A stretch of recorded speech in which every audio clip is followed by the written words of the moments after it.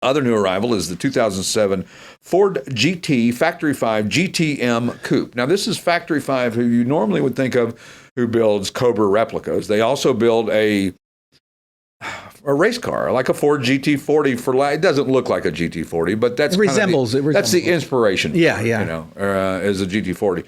This thing is really cool, burnt orange metallic, which on the surface doesn't sound very nice. It sounds like an odd color, but it's really nice. Yeah, and it's mixed with black. And it's really striking on this car. It is beautiful. And 1,288 miles since built.